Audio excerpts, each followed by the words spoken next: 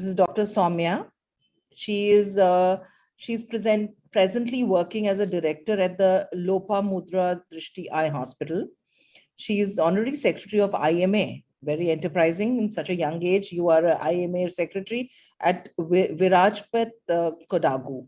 She specializes in cataract and refractive surgery. Fellow from Narayan Nethralaya, Bangalore. I know her, and I know she's superb in her work, what she's doing. We want you to talk about eye care to COVID care.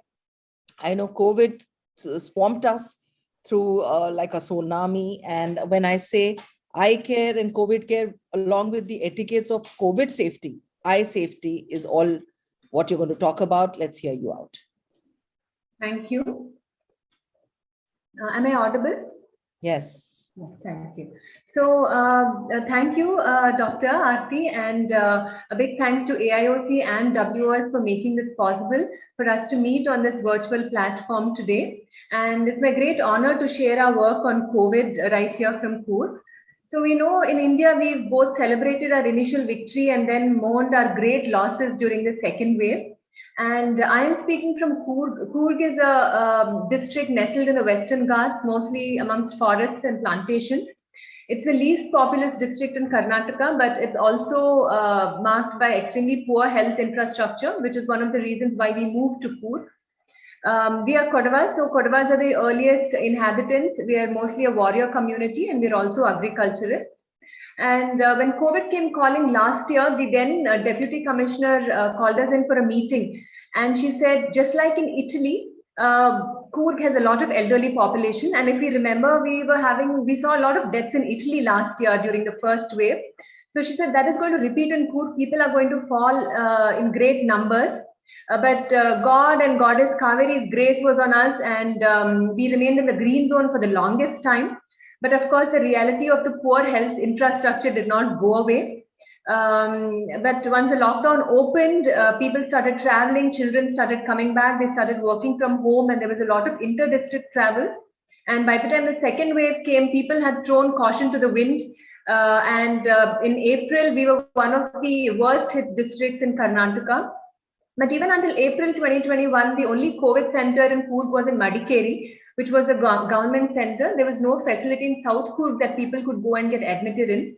And to give you a perspective, if somebody from South Coorg had to travel to Madikeri, which was the only COVID center, they'd have to travel 84 kilometers. And this is along the sinuous roads of the Western Ghats. So this is definitely not an easy feat to do, especially if you're gasping for breath. So this is when we decided to set up a zero billing COVID center, because we knew it can, COVID, if you get admitted and you pay for it, COVID can just wipe out your savings like that. We knew that we would, get some amount of criticism. We would have some difficulty, but this was a time for us to be there for our people and our community. So we decided to go ahead and take a leap. For people who don't know, COVID care is in 3 tiers. One is the COVID care center. This is where you would host the asymptomatic or stable patients. The dedicated COVID health center caters to patients who need oxygen, who need some amount of attention from the physician, but are not on the ICU. And then the worst hit would be the COVID ICU, where people are extremely critical, and like we know, the mortality is much higher in these people. So we are a dedicated COVID health center. We did not want to set up an ICU because there is no intensivist in South Kodagu. Only the medical college in Madikeri has an ICU because they have access to intensivists. There is one anesthetist in the government sector, but of course, we can't run an ICU, on 1 or 2 people. So this is our hospital, and we had a beautiful yoga hall on the 3rd floor. So what we did is we decided it was more important for us to be there for our community than to have a yoga hall. So we converted the entire 3rd floor and the adjacent wards into a COVID health center. Our 2nd floor was a buffer zone. The 1st and ground floor remained to be our regular patients. We were catering to our regular patients. And to prevent intermixing between the 2 people, we separated the entry for both kinds of people. So COVID patients could access to a separate entry. And we were fortunate that our land is slopey. So we had a separate road where the COVID patients could go directly to the 1st floor and then via ramp to their COVID health center. So I don't even want to start about what things we had to put together. It was literally like starting an entire hospital along with, the permissions from the government. And this we had to do in 10 days in the middle of a pandemic and the lockdown, with all the cost of medical equipment skyrocketing at that point. But we did have a lot of help. A lot of local people came in and pledged their support. People, Kodavas abroad, they sent money via Karuna Trust. And because we as a hospital, we didn't want to handle, people's money. We didn't want to handle donations because we wanted to be extremely transparent about it. We did not accept any donations, but they were all directed via NGOs, local and otherwise.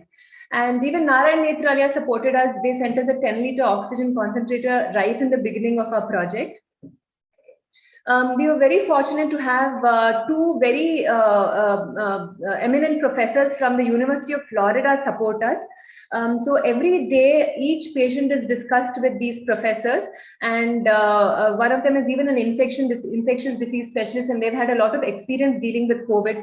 So this has really helped us in the way our outcome has been. So we used only therapies proven by RCTs. Patients got oxygen. They got steroids if their oxygen saturation was falling, and all of them got prophylactic heparin. Nobody received medications like ivermectin or doxycycline.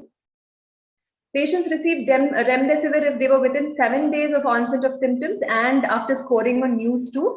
So News2 is even available online on an app called MedCalc. And if patients had anything more than moderate to high risk, and if they were within 7 days of symptoms, they received remdesivir. We did not have access to repeated CT scans, and that was done only at the beginning during admission.